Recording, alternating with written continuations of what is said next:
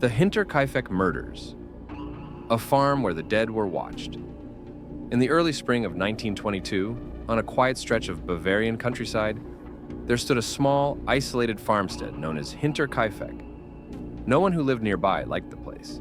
Some said it felt wrong. Others said it was cursed.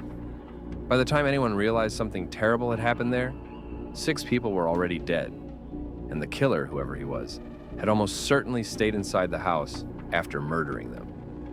What followed became one of Germany's most disturbing unsolved cases, and more than a century later, no one knows who did it. A farm at the edge of nowhere.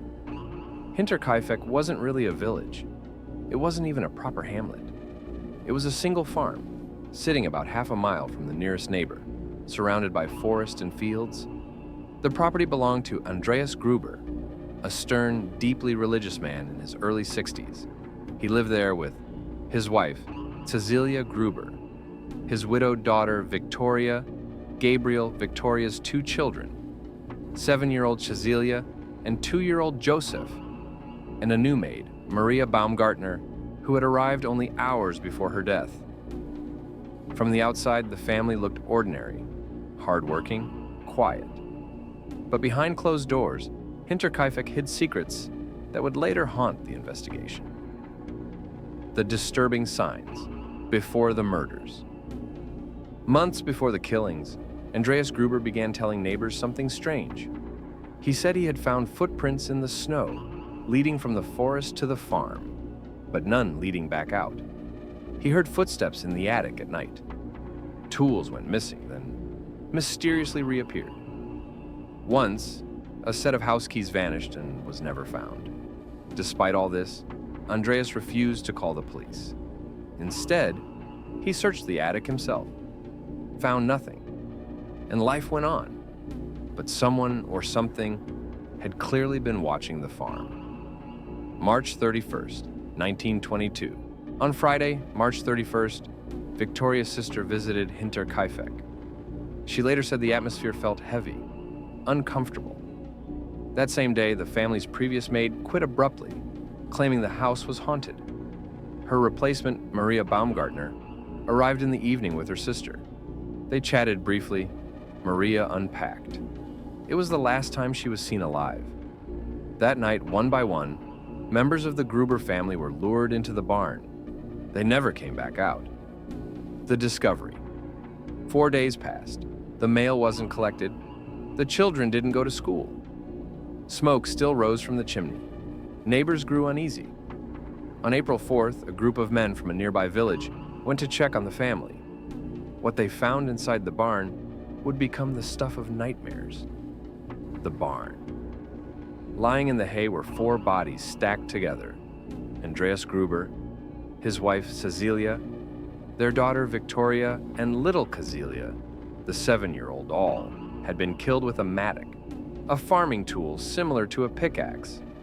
The blows were brutal, precise, repeated. The child's fingernails were torn and bloody. Evidence suggested she had survived for hours, clawing at the hay in pain and terror. But the worst discovery was still ahead. Inside the house. In the bedroom, investigators found the body of Maria Baumgartner, the maid. She had been killed in her bed. In the nursery lay 2-year-old Joseph, Victoria's son. He had been struck once. The killer had murdered an entire family. And yet, nothing seemed to have been stolen. Money was left untouched. Valuables remained. This was not a robbery. This was personal. The most chilling detail. As police searched the property, they noticed something deeply unsettling. The animals had been fed. The fire in the stove had been tended. Food had been eaten. Someone had stayed on the farm for days after the murders, possibly sleeping in the same house as the dead, possibly watching the bodies decay. Who does that? And why? A family of dark secrets. As investigators dug into the Gruber family's past, disturbing rumors surfaced. Andreas Gruber was accused of incest with his daughter Victoria. Both had served prison sentences years earlier. Even after Victoria was widowed, Many believed Andreas was the true father of her son, Josef. The family was feared, isolated, unliked. They had enemies, but none who seemed capable of such calculated brutality. Suspect number 1. The husband who never let go. Victoria's husband, Carl Gabriel, had supposedly died in World War I, but rumors persisted that he had survived. Some believed he returned, discovered the truth about Victoria's life, and took revenge. But no proof ever emerged, and no confirmed sightings of Carl after the war were verified. Suspect number 2, the neighbor. A nearby farmer, Lorenz Schlittenbauer, played a suspicious role. He was the one who first entered the house. He handled the bodies. He seemed strangely calm. He may have been Josef's real father. But despite suspicion, there was never enough evidence to charge him. A failed investigation, police made countless mistakes. They allowed villagers to walk through the crime scene. Evidence was contaminated. The murder weapon was found, but fingerprints were useless. Years later, even skulls were lost during World War II bombings. The case slowly went cold, but the fear never left. The lingering horror. To this day, Hinterkaifeck remains one of the most terrifying unsolved murders in European history. Not just because of the violence, but because of this question. Was the killer already living there before the murders? Watching, listening, waiting. And after it was over, did he simply walk back into the forest? Or was he someone everyone already knew? Final thought. Hinterkaifeck wasn't just a crime scene.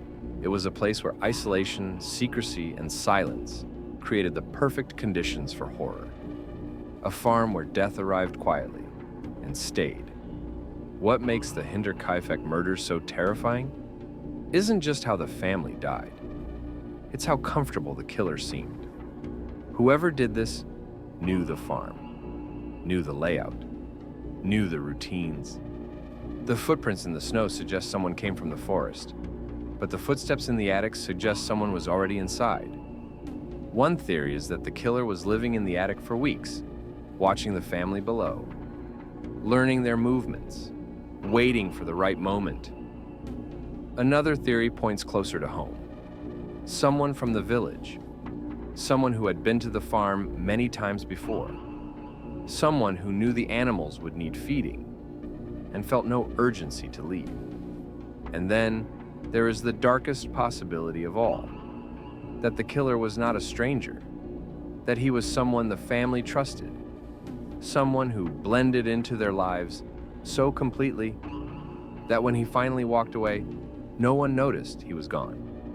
Hinterkaifeck was torn down, but whatever happened there was never buried, because if the killer truly lived among them, then he didn't vanish into the forest. He vanished into normal life.